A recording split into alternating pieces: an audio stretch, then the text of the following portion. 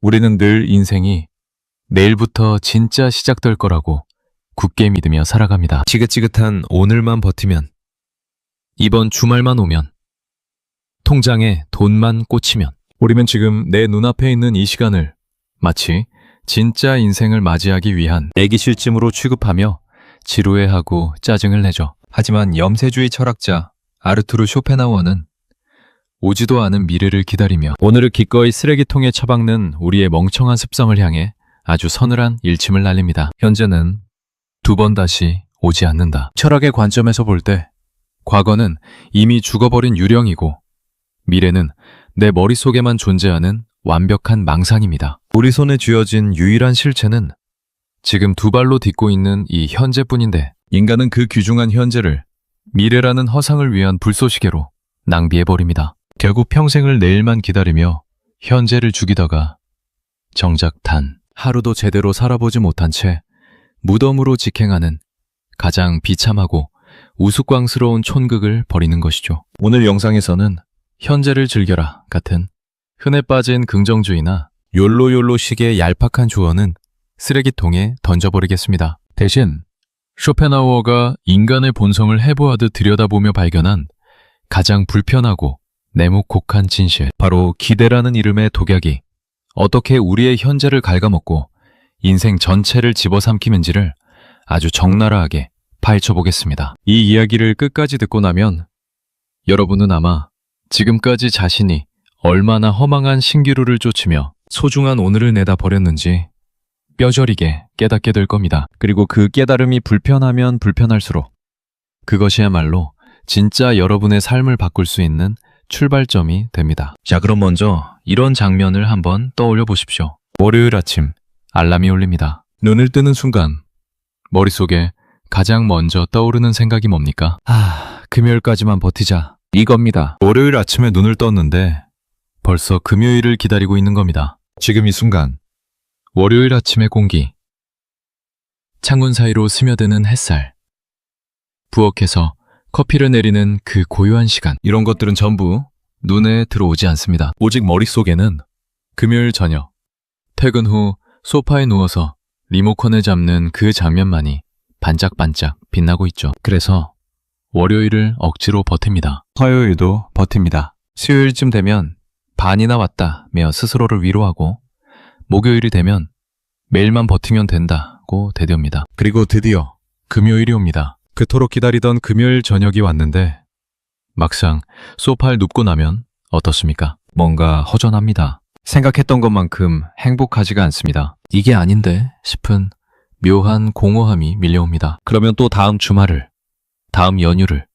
다음 휴가를 기다리기 시작합니다. 이 패턴이 일주일 단위로 반복되고 한 달 단위로 반복되고 1년 단위로 반복되고 결국 인생 전체가 이 반복의 굴레 속에서 흘러가 버립니다. 쇼펜하우어는 바로 이 현상을 꿰뚫어 보았습니다. 인간은 현재를 살지 않는다는 것. 인간은 언제나 미래 속에서 삽니다. 머릿속으로는 항상 아직 오지 않은 내일을 살고 있고 몸은 여기 있지만 정신은 저 멀리 앞날에 가 있다는 것이죠. 이것이 왜 문제가 되느냐? 미래란 실체가 없기 때문입니다. 미래는 우리 뇌가 만들어낸 상상의 산물입니다. 내일 비가 올지 해가 뜰지 내가 건강할지 아플지 아무도 모릅니다. 그런데 우리는 그 불확실한 미래에 대해 마치 확실한 것처럼, 마치 내가 통제할 수 있는 것처럼 기대를 걸고 그 기대 위에 오늘의 모든 에너지를 투자합니다. 이것은 존재하지 않는 땅 위에 집을 짓는 것과 같습니다. 기초가 없으니 언제든 무너질 수밖에 없고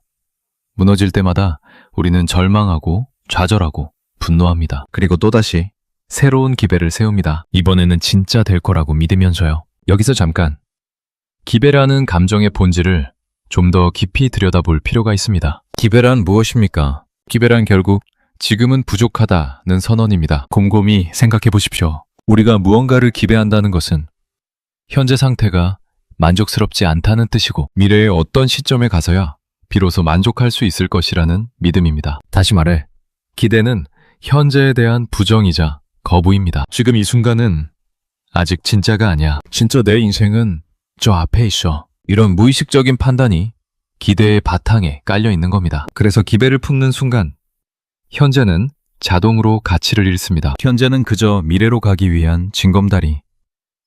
통과해야 할 관문, 빨리 지나가 버렸으면 하는 지루한 대기 시간으로 전락하는 것이죠. 쇼펜하우어는 이것을 인간 의지의 본질과 연결지어 설명했습니다. 그에 따르면 인간의 내면에는 끊임없이 무언가를 원하고 갈망하고 추구하는 맹목적인 힘이 있는데 이것을 그는 의지라고 불렀습니다. 이 의지는 절대로 만족하는 법이 없습니다. 하나를 얻으면 다음 것을 원하고 그것을 얻으면 또 그 다음 것을 원합니다. 마치 바닷물을 마시면 마실수록 더 갈증이 나는 것과 같습니다. 기대란 바로 이 의지가 미래를 향해 뻗어나가는 촉수 같은 것입니다. 의지가 지금은 안 돼.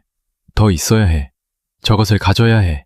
라고 속삭이면 우리는 그 속삭임을 자신의 생각인 줄 알고 고분고분 따릅니다. 그리고 기대를 붓습니다. 미래의 어느 시점에 도달하면 드디어 이 갈증이 해소될 거라고 믿으면서요. 하지만 쇼펜하우어가 냉정하게 지적하는 것은 그 갈증은 절대로 해소되지 않는다는 사실입니다. 왜냐하면 갈증 자체가 인간 존재의 본질이기 때문입니다. 우리가 원하는 것을 얻는 순간 의지는 즉시 새로운 대상을 찾아 나섭니다. 승진을 기대하던 사람이 막상 승진하면 어떻습니까? 잠깐 기쁘다가 곧바로 다음 직급을, 더 높은 연봉을, 더 큰 사무실을 원하게 됩니다. 결혼을 꿈꾸던 사람이 결혼하면 어떻습니까? 잠깐의 행복 후에 곧 아이를, 더 넓은 집을, 더 안정적인 미래를 기대하기 시작합니다. 이 끝없는 욕망의 사슬, 기대의 연쇄 반응이 바로 인간이 결코 행복해질 수 없는 근본적인 이유라고 쇼펜하우어는 말합니다. 이쯤에서 많은 분들이 이렇게 반문하실 겁니다. 그러면 아무것도 기대하지 말고 그냥 멍하니 살라는 겁니까? 목표도 없이, 꿈도 없이 그냥 하루하루 때우라는 겁니까? 이것은 매우 자연스러운 질문이고 쇼펜하우어의 철학을 처음 접하는 사람들이 가장 많이 하는 오해이기도 합니다. 쇼펜하우어가 말하는 것은 목표를 가지지 말라는 것이 아닙니다. 그가 경고하는 것은 목표에 도달해야만 비로소 행복해질 수 있다는 착각, 미래의 어떤 조건이 충족되어야만 내 삶이 의미를 가진다는 환상, 그것이 바로 기배라는 독약이라는 겁니다. 이 차이를 정확하게 이해하는 것이 매우 중요합니다. 일을 하되 그 결과에 자신의 행복을 걸지 않는 것, 노력하되 그 노력의 열매가 반드시 달콤할 것이라는 보장을 요구하지 않는 것, 살되 미래의 어떤 시점에 가서야 비로소 진짜 사는 것이 시작될 거라는 망상에 빠지지 않는 것. 이것이 쇼펜하우어가 말하는 기대의 독에서 벗어나는 방법입니다. 그런데 이것이 말처럼 쉬운 일이 아니라는 것을 쇼펜하우어 자신도 잘 알고 있었습니다. 왜냐하면 기대는 인간의 본능에 깊이 새겨져 있는 것이기 때문입니다. 우리의 뇌는 진화적으로 미래를 계획하고 예측하도록 설계되어 있습니다. 원시 시대에 겨울이 오기 전에 식량을 비축하고 위험을 미리 감지하여 대비하는 능력은 생존에 필수적이었습니다. 그래서 우리 뇌는 끊임없이 미래를 시뮬레이션합니다. 이렇게 하면 저렇게 되겠지. 저것을 얻으면 이런 기분이 들겠지 하는 식으로요. 이 능력 자체는 나쁜 것이 아닙니다. 문제는 이 능력이 과잉작동할 때, 즉 미래에 대한 시뮬레이션이 현재의 경험을 완전히 압도해버릴 때 발생합니다. 현대인의 삶을 한번 들여다보십시오. 우리는 하루의 대부분을 미래에 대한 생각으로 보냅니다. 아침에 일어나면 오늘 해야 할 일을 머릿속으로 정리하고, 출근길에는 회의에서 무슨 말을 할지 리허설하고, 점심을 먹으면서는 저녁에 뭘 먹을지 고민하고, 퇴근길에는 주말 계획을 세우고, 잠자리에 들면 매일 아침 알람 시간을 걱정합니다. 하루 중 지금 이 순간에 온전히 존재하는 시간이 과연 몇 분이나 될까요? 쇼펜하우어의 관점에서 보면 대부분의 현대인은 사실상 현재를 살지 않는 겁니다. 몸은 여기 있지만 정신은 언제나 저 앞에 가 있으니까요. 이것을 더 극단적으로 보여주는 예가 있습니다. 바로 은퇴를 기다리는 삶입니다. 많은 사람들이 20대에 취직을 하면서부터 은퇴를 꿈꿉니다. 은퇴만 하면 여행도 다니고 취미도 갖고 정말 하고 싶은 것을 하면서 살 거야. 이렇게 생각합니다. 그래서 30년, 40년을 꾹 참고 버팁니다. 하기 싫은 일도 합니다. 보기 싫은 사람도 만납니다. 가고 싶은 곳도 못 갑니다. 전부 은퇴 후를 위해 참는 겁니다. 그런데 막상 은퇴하면 어떻게 됩니까? 갑자기 할 일이 없어집니다. 30년 동안 일만 하느라 취미를 개발하지 못했으니 뭘 해야 할지 모릅니다. 몸도 예전 같지 않습니다. 20대에 하고 싶었던 것들을 60대의 몸으로는 할 수가 없습니다. 그제야 깨닫습니다. 내가 진짜 살아야 할 시간은 지금이 아니라 과거에 있었구나. 하지만 이미 늦었습니다. 그 시간은 다시 돌아오지 않습니다. 쇼펜하우어가 현재는 두 번 다시 오지 않는다고 말한 것이 바로 이런 의미입니다. 지금 이 순간은 한 번 지나가면 영원히 사라집니다. 어떤 돈으로도, 어떤 권력으로도, 어떤 기술로도 되살릴 수 없습니다. 그런데 우리는 이 되돌릴 수 없는 시간을 아직 오지도 않은 미래를 위해 태연하게 희생합니다. 이것이야말로 인간이 저지르는 가장 어리석은 거래가 아니고 무엇이겠습니까? 여기서 한 가지 더 깊이 파고들어야 할 것이 있습니다. 기배가 독인 이유는 단순히 미래가 불확실하기 때문만이 아닙니다. 더 근본적인 이유가 있습니다. 그것은 기배가 현실을 왜곡하기 때문입니다. 우리가 무언가를 기배할 때 우리의 뇌는 그 미래의 상황을 실제보다 훨씬 더 좋게 그립니다. 심리학에선 이것을 영양편향이라고 부르는데 쉽게 말해서 미래에 좋은 일이 가져다 줄 행복을 실제보다 훨씬 크고 오래 지속될 것으로 과대평가하는 경향입니다. 로또에 당첨되면 평생 행복할 거라고 생각하지만 실제로 로또 당첨자들의 행복 수준은 1년 정도 지나면 당첨 전과 비슷한 수준으로 돌아간다는 연구 결과가 있습니다. 꿈에 그리던 집을 사면 매일 아침 눈을 뜰 때마다 감격할 거라고 생각하지만 실제로는 한두 달 지나면 그냥 익숙한 공간이 되어버립니다. 기배가 만들어낸 화려한 미래와 실제로 도착한 현실 사이에는 언제나 거대한 간극이 존재하고 그 간극이 바로 실망과 좌절의 원천입니다. 쇼펜하우어는 이 현상을 아주 날카롭게 포착했습니다. 그는 인간이 미래를 상상할 때 언제나 좋은 것만 골라서 그린다고 지적했습니다. 마치 화가가 풍경을 그릴 때 전봇대나 쓰레기통은 빼고 아름다운 부분만 그리는 것처럼 우리의 상상력은 미래에서 불편한 요소들을 전부 제거하고 장밋빛으로만 칠해버립니다. 새 직장을 기대할 때 우리는 더 높은 연봉과 멋진 사무실과 존경받는 직함만 상상하지 새로운 환경에서의 스트레스, 낯선 동료와의 갈등, 더 무거워진 책임감 같은 것들은 생각하지 않습니다. 연애를 기대할 때 우리는 설레는 데이트와 달콤한 속삭임만 상상하지 의견, 충돌과 권태와 일상의 무게 같은 것들은 떠올리지 않습니다. 이렇게 편집된 미래를 머릿속에 그려놓고 그것을 현실이라고 착각하고 거기에 도달하기 위해 현재를 불태우는 것. 이것이 기배의 메커니즘입니다. 그리고 이 메커니즘의 가장 잔인한 점은 기배가 충족되든 충족되지 않든 결과가 똑같다는 것입니다. 기배가 충족되지 않으면 당연히 고통스럽습니다. 실망하고 분노하고 자책합니다. 왜 안 됐을까? 뭘 잘못했을까? 다음에는 꼭 될 거야. 하지만 기배가 충족되면요. 잠깐 기쁘다가 곧 공허해집니다. 이게 다야? 이것 때문에 그렇게 참았어? 생각보다 별거 아니잖아. 그리고 즉시 새로운 기대를 만들어냅니다. 더 큰 것을, 더 좋은 것을, 더 많은 것을 기대합니다. 이것은 끝나지 않는 게임입니다. 이길 수 없는 게임입니다. 왜냐하면 게임의 규칙 자체가 우리를 영원히 불만족스럽게 만들도록 설계되어 있기 때문입니다. 쇼펜하우어는 이 상황을 아주 적절한 비유로 설명합니다. 인간의 삶은 시계추와 같다고요. 시계추는 한쪽 끝에서 다른 쪽 끝으로 끊임없이 왔다 갔다 합니다. 한쪽 끝은 고통이고 다른 쪽 끝은 지루함입니다. 우리가 무언가를 원하지만 가지지 못할 때 우리는 고통의 쪽에 있습니다. 갈망하고 초조해하고 괴로워합니다. 그런데 원하는 것을 얻으면 어떻게 됩니까? 잠깐의 만족 후에 시계추는 반대편으로 움직입니다. 지루함의 쪽으로요. 더 이상 갈망할 것이 없으니 심심해지고 무료해지고 삶이 의미 없게 느껴집니다. 그러면 또 새로운 것을 원하게 되고 시계추는 다시 고통의 쪽으로 돌아갑니다. 고통과 지루함 사이를 영원히 오가는 것. 이것이 쇼펜하우어가 본 인간 존재의 기본 구조입니다. 이 시계추의 비유를 일상에 대입해보면 소름 끼치도록 정확합니다. 배가 고플 때 우리는 음식을 간절히 원합니다. 맛있는 것을 먹는 상상을 하면서 침을 흘립니다. 이것이 고통의 쪽입니다. 그런데 배불리 먹고 나면요.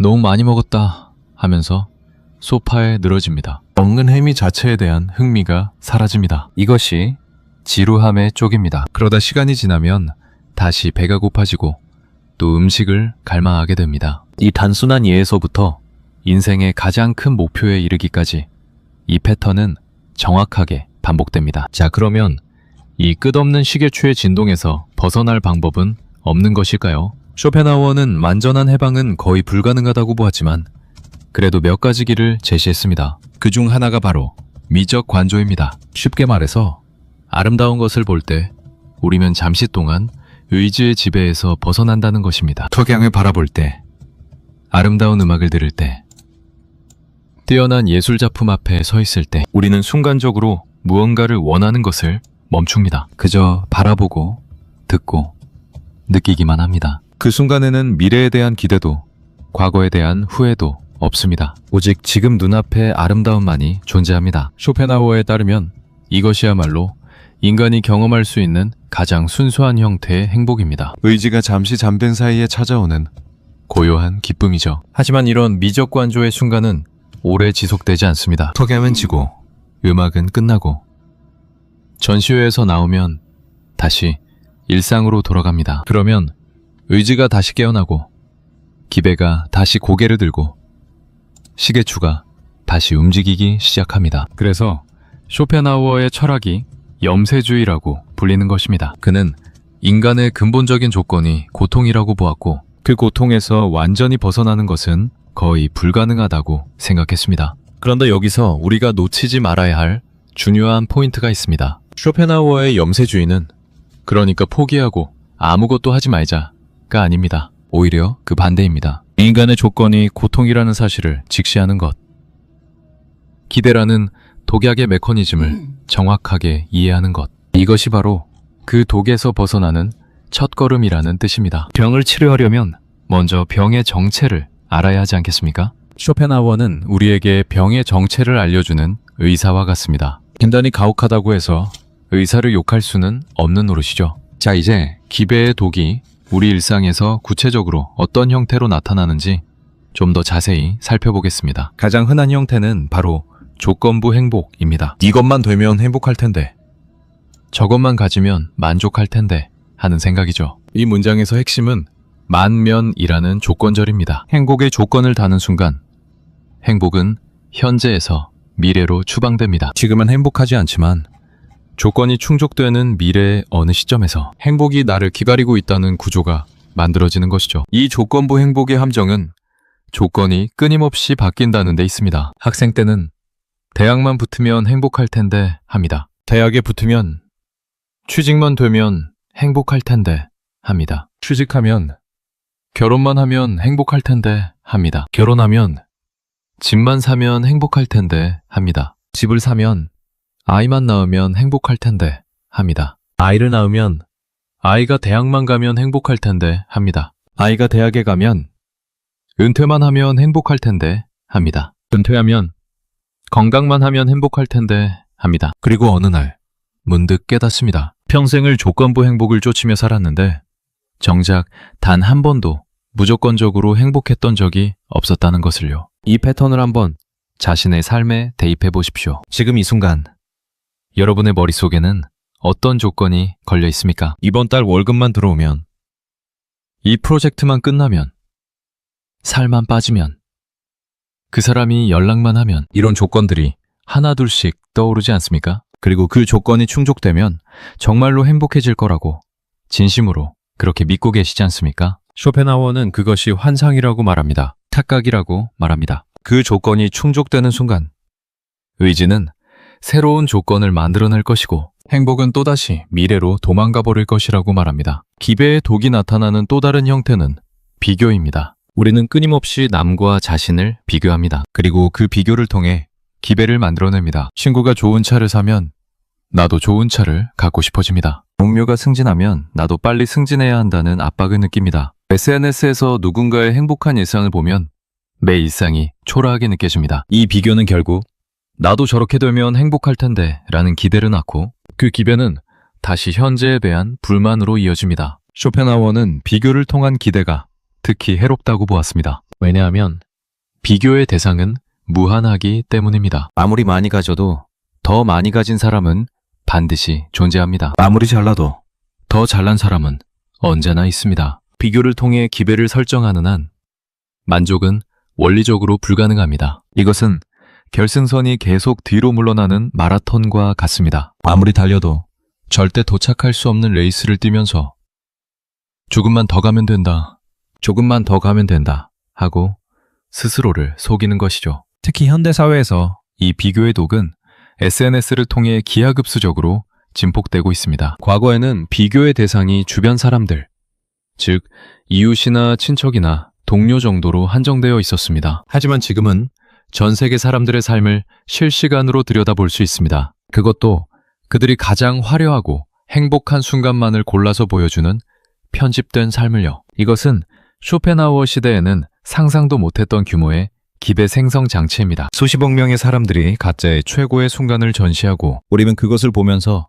자신의 평범한 일상과 비교하고 더 많은 것을 기대하고 더 깊은 불만에 빠집니다. 한번 생각해 보십시오. 스마트폰을 집어들고 SNS를 스크롤할 때 우리의 마음속에서 무슨 일이 벌어지는지를 누군가의 해외여행 사진을 봅니다. 나도 저기 가고 싶다. 기배가 생깁니다. 누군가의 고급 레스토랑 사진을 봅니다. 나도 저런 데서 밥 먹고 싶다. 또 기배가 생깁니다. 누군가의 행복한 가족 사진을 봅니다. 왜 내 가족은 저렇지 않을까? 기대와 불만이 동시에 생깁니다. 이 모든 과정이 몇 초 안에 무의식적으로 자동적으로 일어납니다. 우리는 그것이 기대의 독이라는 것도 모른 채 매일 수십 번씩 그 독을 자발적으로 들이키고 있는 겁니다. 기대의 독이 나타나는 세 번째 형태는 완벽주의입니다. 완벽주의자는 현재 상태가 완벽하지 않으면 만족하지 못합니다. 항상 더 나은 상태를 기대하고 지금의 결과물에 만족하지 못하고 끊임없이 수정하고 보완하려 합니다. 이것은 언뜻 보면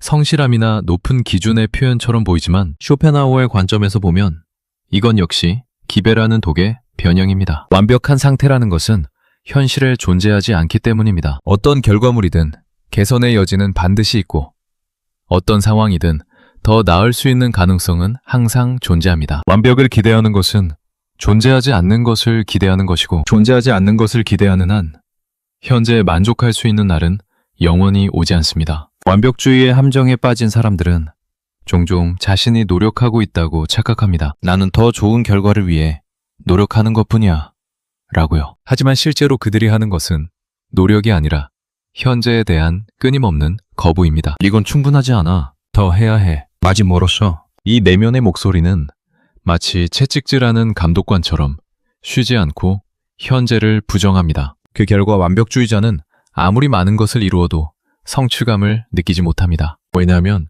그들에게 현재의 성취는 언제나 미래의 완벽한 성취에 비하면 부족한 것이니까요. 자, 여기까지 들으시면 아마 이런 생각이 드실 겁니다. 그래서 어쩌라고? 기배가 독이라는 건 알겠는데 그러면 대체 어떻게 살아야 하는 건데?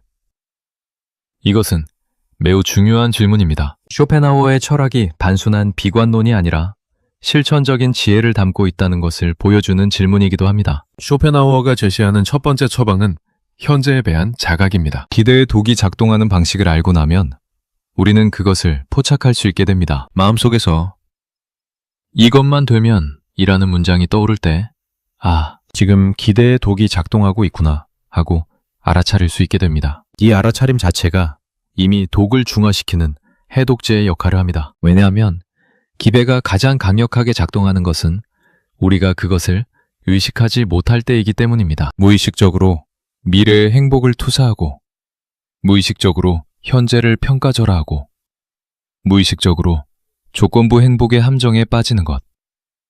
이것이 기대의 독이 작동하는 기본 방식입니다. 이 무의식적 과정을 의식의 수면 위로 끌어올리는 것, 즉 자각하는 것이 첫 번째 단계입니다. 두 번째 처방은 고통의 수용입니다. 이것은 듣기에 좀 가혹하게 느껴질 수 있습니다. 하지만 쇼펜하우어의 논리를 따라가 보면 매우 합리적인 처방입니다. 인간의 삶에 고통이 내재되어 있다는 사실을 받아들이면 역설적으로 고통이 줄어듭니다. 왜냐하면 고통의 상당 부분은 고통 자체에서 오는 것이 아니라 왜 내가 고통받아야 하는가?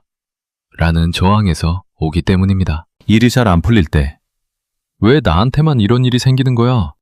하고 분노하면 고통이 배가 됩니다. 하지만 인생이 원래 이런 거지 하고 담담하게 받아들이면 고통은 여전히 존재하지만 그 위에 덧붙여지는 분노와 억울함과 자기 연민은 사라집니다. 쇼펜하우어는 기배를 내려놓는 것이 곧 불필요한 고통을 내려놓는 것이라고 말합니다. 세 번째 처방은 지금 할 수 있는 일에 집중하는 것입니다. 기배를 내려놓는다고 해서 아무것도 하지 않는 것이 아닙니다. 오히려 기배를 내려놓을 때 비로소 지금 할 수 있는 일에 온전히 집중할 수 있게 됩니다. 결과에 대한 기배가 사라지면 과정 자체에 몰입할 수 있는 여유가 생깁니다. 글을 쓰면서 이 글이 인정받을까 하는 기대 없이 그냥 글을 쓰는 행위 자체에 빠져드는 것. 요리를 하면서 맛있으면 좋겠다 하는 기대 없이 재료를 다듬고 불을 조절하는 그 과정 자체를 즐기는 것. 이것이 쇼펜하우어가 말하는 의지에서 벗어나는 순간들입니다. 어쩌면 이것은 우리가 어린 시절에 자연스럽게 했던 것인지도 모릅니다. 아이들을 관찰해 보십시오. 아이들은 놀 때 기배를 하지 않습니다. 모래성을 쌓으면서 이 모래성이 완벽해야 해 라고 생각하지 않습니다. 그냥 모래를 만지고 쌓고 부수고 다시 쌓습니다. 그 과정 자체가 놀이이고 그 놀이 자체가 목적입니다. 그래서 아이들은 현재에 완전히 몰입할 수 있고 그래서 아이들의 시간은 어른들의 시간보다 훨씬 풍요롭습니다. 우리가 나이 들면서 잃어버린 것은 체력이나 외모가 아니라 어쩌면 이 기대 없이 현재에 몰입하는 능력일지도 모릅니다. 쇼펜하우어의 철학을 일상에 적용하는 것은 거창한 변화를 필요로 하지 않습니다. 아침에 커피를 마실 때 그 커피의 향기를 정말로 맡아보는 것. 산책을 할 때 발밑의 땅을 정말로 느껴보는 것. 누군가와 대화를 할 때 그 사람의 말을 정말로 들어보는 것. 이런 사소한 순간들에 현재를 되찾는 연습을 하는 것이 시작입니다. 거기에 기배를 끼워 넣지 않은 것. 이 커피 다 마시면 출근해야 하는데가 아니라 그냥 이 커피, 이 순간. 이 산책 끝나면 저녁 준비해야 하는데가 아니라 그냥 이 바람, 이 햇살. 이것이 쇼펜하우어가 말하는 기대의 독에서 벗어나는 아주 작은 그러나 매우 실제적인 방법입니다. 물론 이것이 쉽지 않다는 것을 저도 압니다. 우리의 뇌는 끊임없이 미래를 계획하도록 훈련되어 있고 사회는 끊임없이 더 많은 것을 기대하도록 우리를 부추기고 있으니까요. 하지만 중요한 것은 완벽하게 기대를 제거하는 것이 아니라 기대가 내 현재를 잠식하고 있다는 사실을 인식하는 것입니다. 그 인식 하나만으로도 우리의 삶은 조금씩 달라질 수 있습니다. 여기서 쇼펜하우어와 비슷한 통찰을 가진 동양의 지혜를 잠깐 언급하지 않을 수 없습니다. 불교에서 말하는 집착을 내려놓으라는 가르침이나 도자가 말하는 무의자연의 사상이 쇼펜하우어의 기대에 대한 경고와 놀라울 정도로 맞닿아 있습니다. 실제로 쇼펜하우어는 서양 철학자 중에서 동양 사상에 가장 깊은 관심을 보인 사람 중 하나였고 그의 철학에는 불교와 힌두교의 영향이 곳곳에 스며 있습니다. 이것은 동서양을 막론하고 인간의 고통을 대한 근본적인 진단이 놀랍도록 유사하다는 것을 보여줍니다. 기배를 내려놓으라. 집착하지 말라. 있는 그대로를 받아들여라. 표현은 달라도 본질은 같습니다. 그런데 여기서 한 가지 분명히 해야 할 것이 있습니다. 기배를 내려놓는 것과 희망을 잃는 것은 전혀 다른 이야기라는 점입니다. 기대는 반드시 이렇게 되어야 한다는 요구입니다. 희망은 이렇게 되면 좋겠다는 바람입니다. 기대에는 강제와 집착이 있지만 희망에는 유연함과 열림이 있습니다. 기대는 결과가 다르면 무너지지만 희망은 결과가 달라도 새로운 길을 찾을 수 있습니다. 쇼펜하우어가 독이라고 한 것은 이 기대, 즉 미래에 대한 강박적인 집착이지 더 나은 내일을 향한 조용한 바람이 아닙니다. 이 구분을 이해하면 쇼펜하우어의 철학이 결코 삶을 포기하라는 메시지가 아니라는 것을 알 수 있습니다. 오히려 진짜 삶을 살라는 메시지입니다. 미래라는 허상에 현재를 저당 잡히지 말고 지금 이 순간을 충분히 경험하고 지금 할 수 있는 일에 온전히 몰입하라는 것입니다. 기배라는 독을 마시지 않을 때 비로소 현재의 맛을 느낄 수 있다는 것입니다. 삶이라는 것을 한번 차분하게 생각해 봅시다. 우리에게 주어진 시간은 유한합니다. 이것은 누구도 부정할 수 없는 사실입니다. 그 유한한 시간 중에서 실제로 우리가 살 수 있는 시간은 오직 현재뿐입니다. 과거는 기억 속에만 존재하고 미래는 상상 속에만 존재합니다. 실제로 숨을 쉬고 눈을 깜빡이고 심장이 뛰는 이 순간, 이것만이 진짜입니다. 그런데 우리는 이 진짜인 시간의 대부분을 가짜인 미래를 위해 소비합니다. 이것이 얼마나 아이러니한 일인지, 얼마나 비극적인 일인지 쇼펜하우어는 우리에게 묻고 있는 겁니다. 여러분, 오늘 하루를 한번 돌아보십시오. 오늘 하루 동안 여러분이 진정으로 현재에 있었던 시간은 얼마나 됩니까? 밥을 먹을 때 밥맛을 느꼈습니까?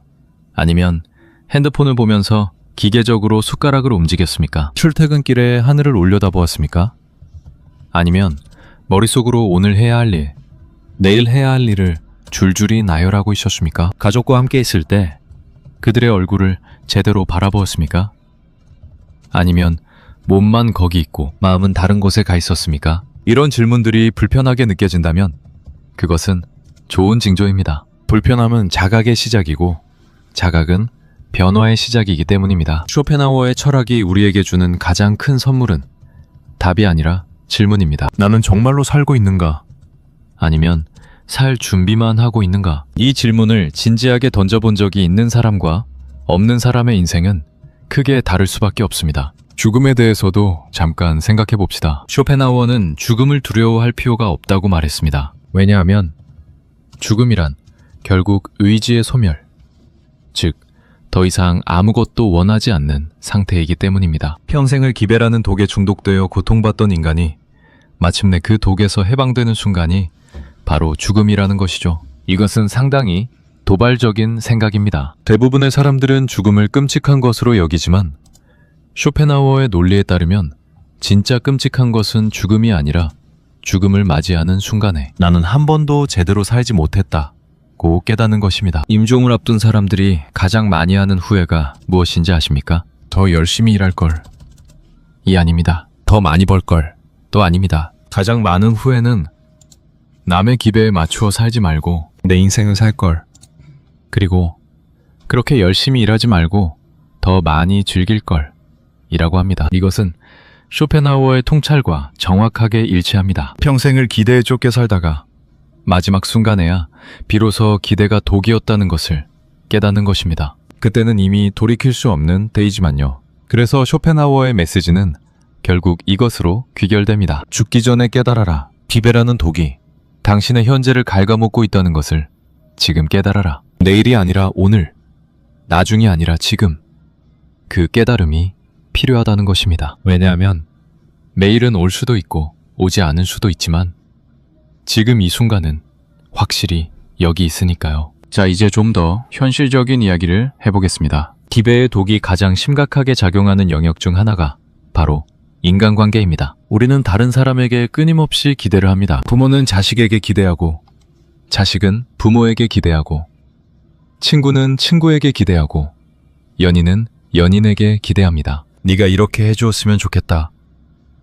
네가 이런 사람이었으면 좋겠다. 네가 나를 이렇게 대해주었으면 좋겠다. 이 기대들이 충족되지 않을 때 우리는 실망하고 분노하고 원망합니다. 그리고 그 실망과 분노와 원망이 관계를 파괴합니다. 여기서 핵심적인 진실이 하나 있습니다. 다른 사람은 내 기대를 충족시키기 위해 존재하는 것이 아니라는 것입니다. 모든 인간은 자신의 의지, 자신의 욕망, 자신의 고통을 가진 독립적인 존재입니다. 내가 상대방에게 거는 기대는 결국 상대방을 내 의지의 도구로 사용하려는 시도에 다름없습니다. 네가 나를 행복하게 해줘야 해 라는 기대는 쇼펜하우어의 관점에서 보면 상대방의 자유의지를 부정하고 나의 행복을 위한 수단으로 격화시키는 것입니다. 부모와 자식 사이에서 이 기대의 독은 특히 강력하게 작용합니다. 많은 부모들이 자식에게 엄청난 기대를 걸고 그 기대를 사랑이라고 착각합니다. 너를 위해서 이렇게 하는 거야. 나중에 커서 이런 사람이 되었으면 좋겠다. 이 정도는 해야 하지 않니? 이런 말들 속에는 사랑이 아니라 기대가 담겨 있습니다. 그리고 그 기대가 충족되지 않을 때 부모는 배신감을 느끼고 자식은 죄책감을 느낍니다. 서로를 사랑하면서도 서로를 아프게 하는 이 비극의 뿌리에 바로 기대라는 독이 있는 것입니다. 연인 관계에서도 마찬가지입니다. 사랑에 빠지면 우리는 상대방을 이상화합니다. 상대방의 장점만 보고 단점은 보이지 않고 이 사람과 함께하면 영원히 행복할 거라고 기대합니다. 쇼펜하우어는 이것을 의지의 속임수라고 보았습니다. 종족 보존을 위해 의지가 우리의 눈을 멀게 하는 것이라고요. 시간이 지나면 이상화의 안경이 벗겨지고 상대방이 현실적인 모습이 보이기 시작합니다. 그때 우리의 기대와 현실 사이의 간극이 드러나고 내가 생각했던 사람이 아니었다는 실망이 찾아옵니다. 하지만 실제로 변한 것은 상대방이 아닙니다. 변한 것은 우리의 기대에 덮여있던 현실이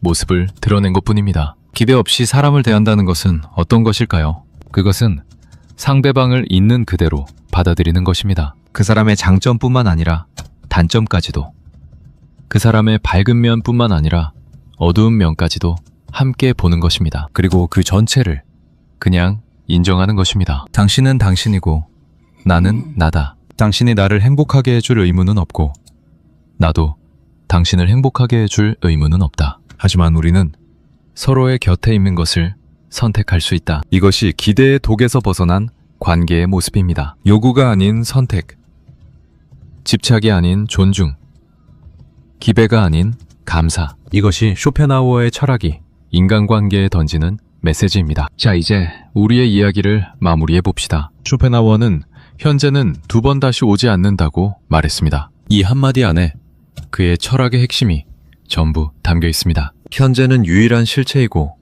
미래는 허상이며 기대는 그 허상을 쫓게 만드는 독이라는 것. 우리가 이 독을 마시지 않을 때 비로소 지금 이 순간의 진짜 맛을 느낄 수 있다는 것. 오늘 이 이야기를 들은 여러분에게 한 가지만 부탁드리겠습니다. 오늘 하루만이라도 기대 없이 살아보십시오. 매일 무슨 일이 있든, 이번 주에 어떤 일정이 있든, 다음 달에 어떤 계획이 있든 그것들을 잠시 옆에 내려놓고 지금 이 순간을 온전히 경험해 보십시오. 지금 앉아있는 이 자리, 지금 마시고 있는 이 공기, 지금 느끼고 있는 이 감정, 이것들에 주의를 기울여 보십시오. 그것이 대단한 것이든 사소한 것이든 행복한 것이든 슬픈 것이든 그냥 있는 그대로 느껴보십시오.